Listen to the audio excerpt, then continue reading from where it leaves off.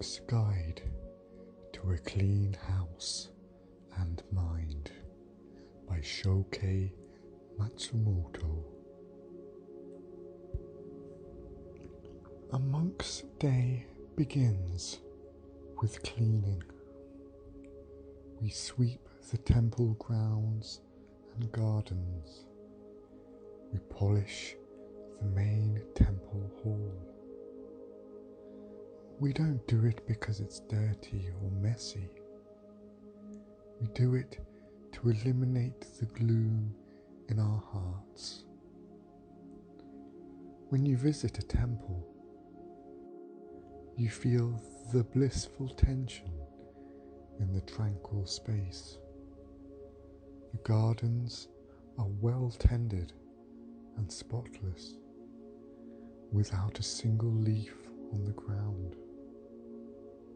Inside the main temple hall, you naturally sit tall and feel alert. These things serve to calm the mind. We sweep dust to remove our worldly desires. We scrub dirt to free ourselves of attachments.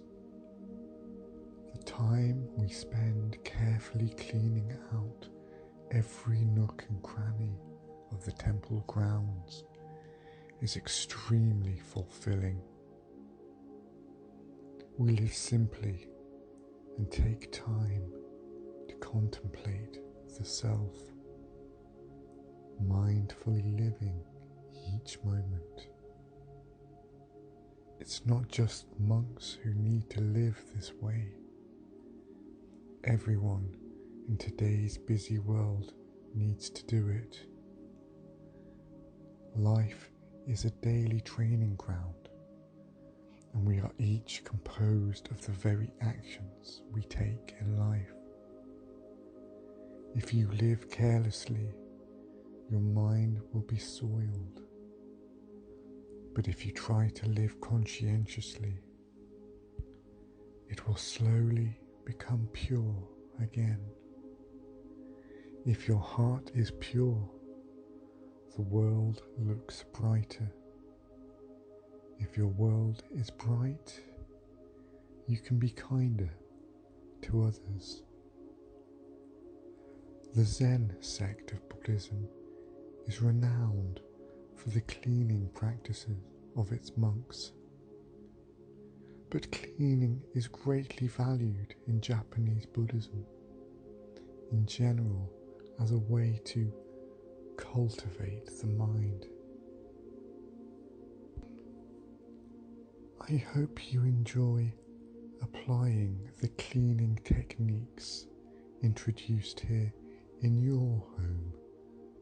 There's nothing complicated about them.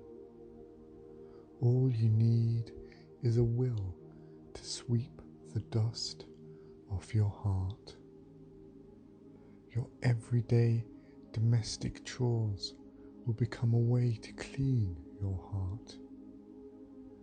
This will improve the condition not just of your own mind, but of the minds of the people around you.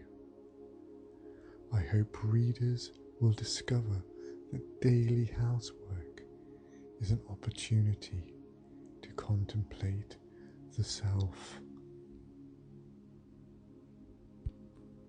Understanding cleaning. What is cleaning?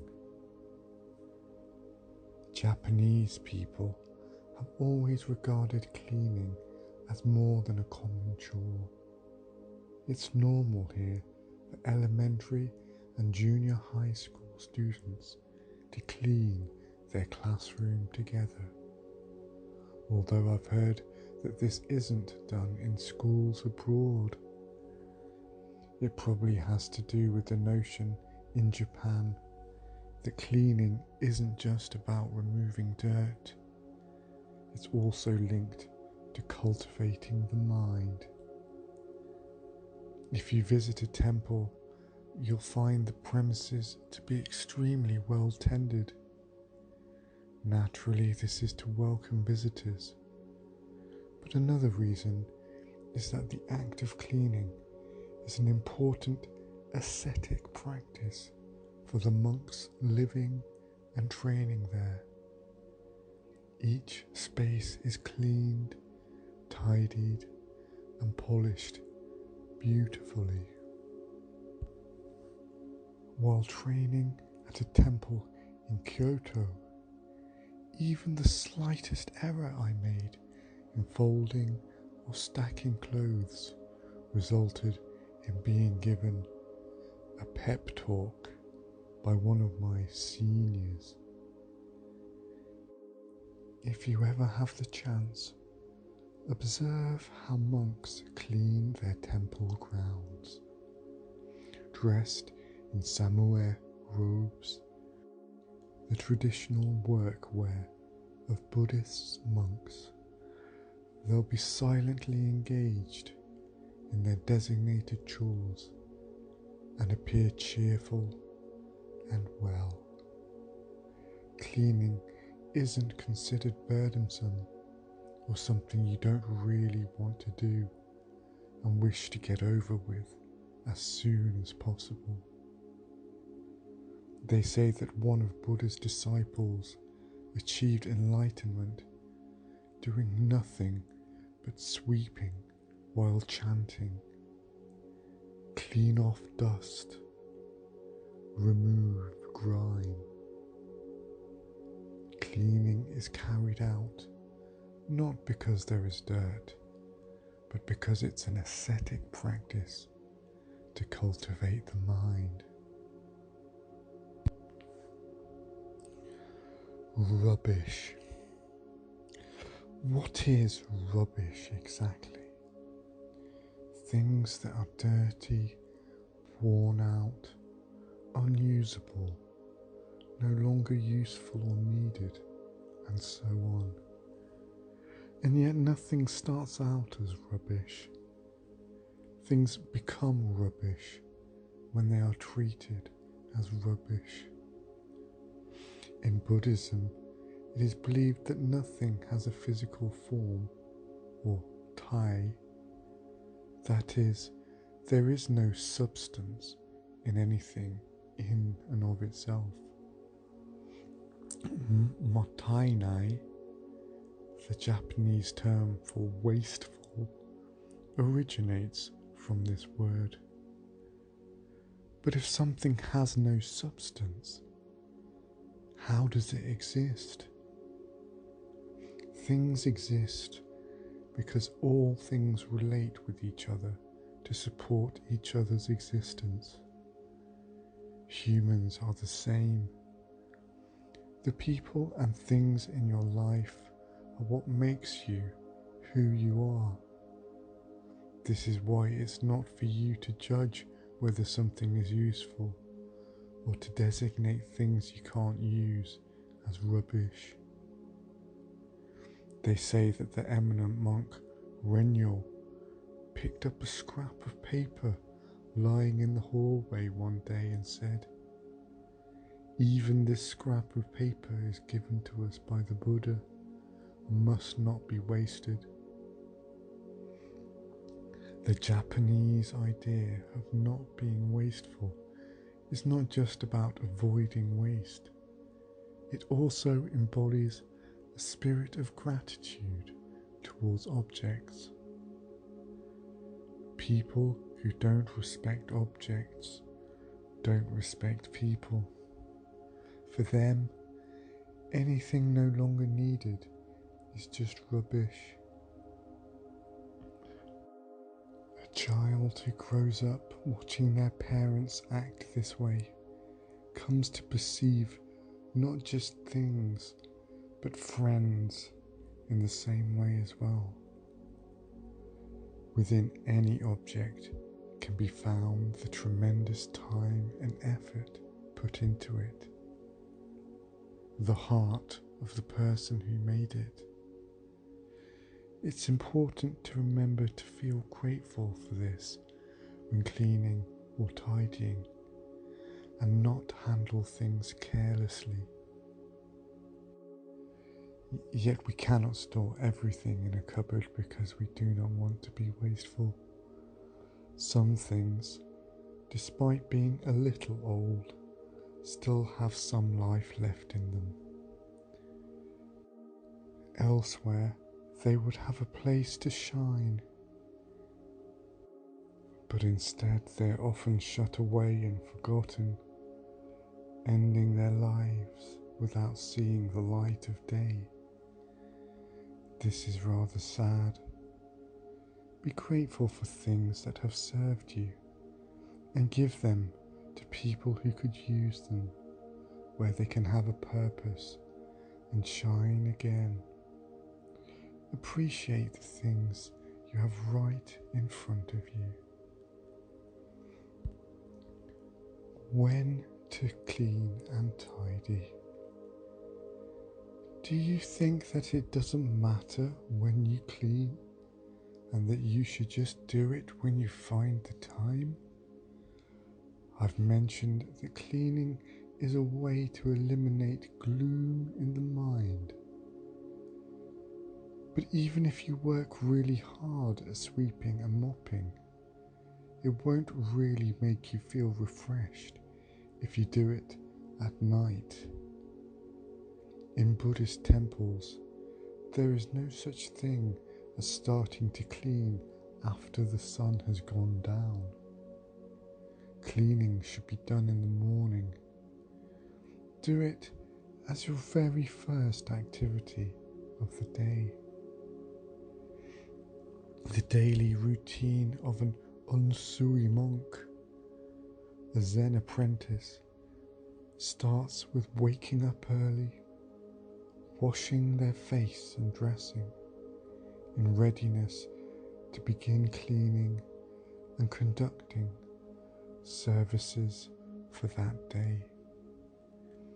Exposing your body to the cold in the pre-dawn air naturally makes you feel charged, filling you with energy for the tasks ahead. In cleaning quietly while the silence envelops you, before other people and plants awaken, refreshes and clears your mind.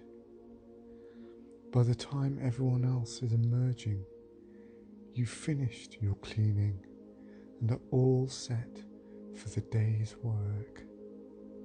Cleaning in the morning creates a breathing space for your mind, so you can have a pleasant day. At the end of the day, make sure you tidy your surroundings before going to bed. If, like an unsui monk, all you have to do during the day is cleaning and tidying, there'll be no need to tidy up at night. As soon as you finish using something, put it away. If you are meticulous about tidiness, there will never be anything just scattered around. This may not be easily accomplished, of course, in a regular home, which is why you should at least try to return things you have used or made a mess of to their rightful places before the day is over.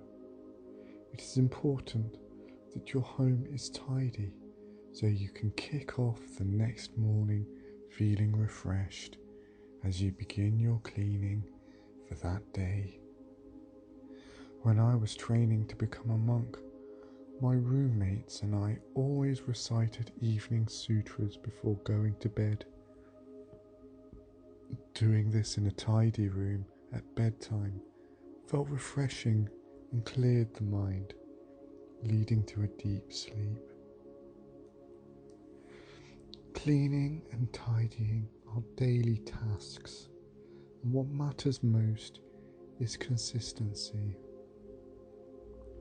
Even a short amount of time will do, so get into the habit of making a reasonable effort to clean every day.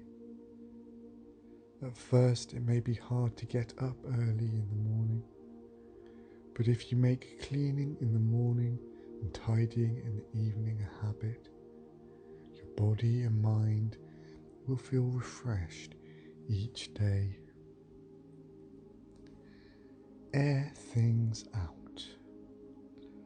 One must do before cleaning is to open the windows and allow fresh air in.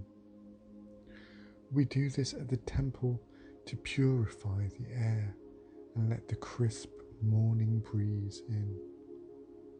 The cool air of dawn that flows in wakes you up as it comes in contact with your skin and you feel clean and refreshed. Filling your lungs with this fresh air naturally prepares your mind for the cleaning tasks ahead. Regardless of how much you clean things on the surface, if the air around you is stale, your mind will also feel this way. A light breeze during the pleasant seasons of spring and autumn feels lovely. In the middle of summer, however, opening the windows allows in the stifling heat, and on winter mornings it lets in the piercing cold air. But that's okay. The act of cleaning is a chance to communicate with nature. Without the adjustments made by humans, a house would be covered in dust and its structure would weather. In 100 years, it would fall apart and return to nature. By cleaning and looking after your home, maintaining a balance with the raw forces of nature, you can preserve it in a state that allows comfortable habitation. Humans are primarily weak creatures who cannot survive long without shelter against the elements. This is why we must make adjustments to the environments we live in. Cleaning is a way to converse with nature. If we keep this idea in mind, then it is clear that aspects of modern life, such as air conditioning, which create the same environment throughout summer and winter, amount to a refusal to communicate with nature. Becoming used to this will surely lead to the weakening of the body and the mind. When it's hot, it should be hot. When it's cold, it should be cold. I think that sweating as you clean while experiencing nature is the secret to a healthy body and mind. Open a window and interact with nature. Become aware that you are too weak to live in the same environment as living things in the wild. Experience the gentleness and severity of nature against your skin, and feel grateful for the preciousness of the life force. Each morning, open the windows that connect you to nature and inhale the fresh air. What to do with insects? Buddhists follow 5 precepts, and the first one requires us to abstain from taking life.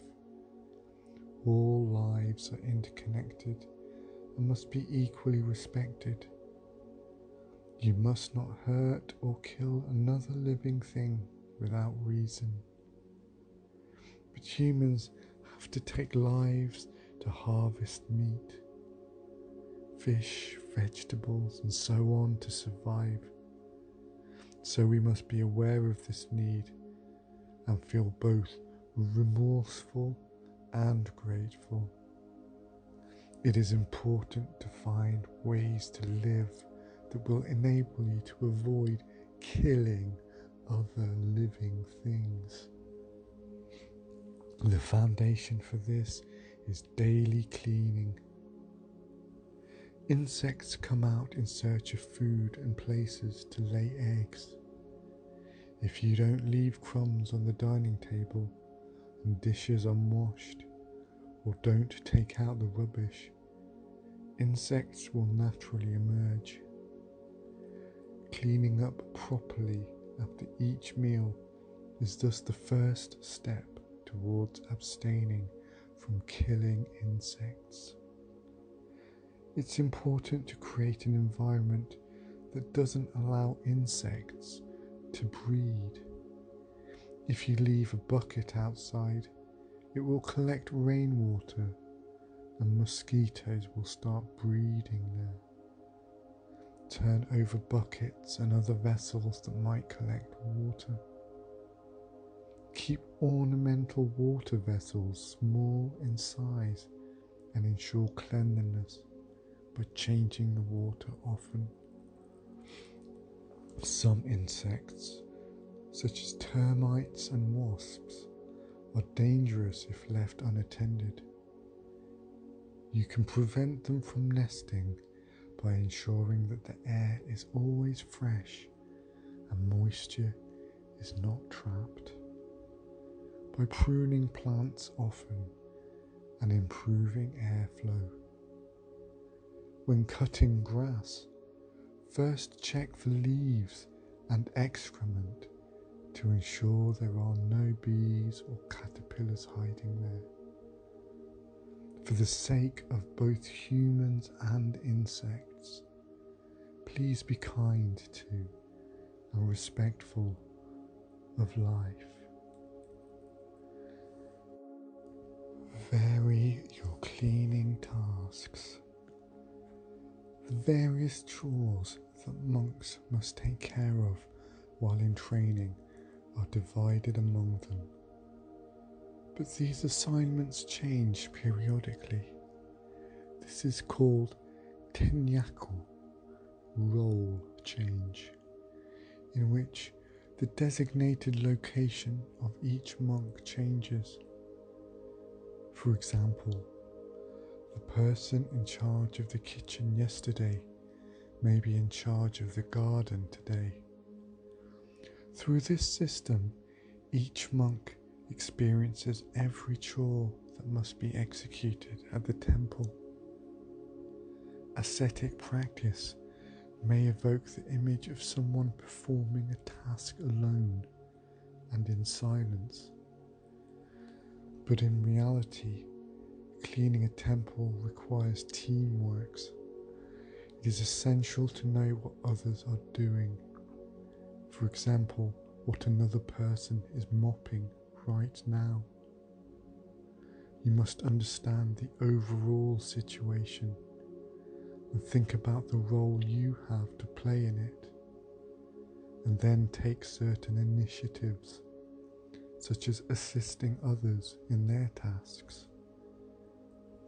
It is important to do things in an orderly and thorough manner while being mindful of what others around you are doing.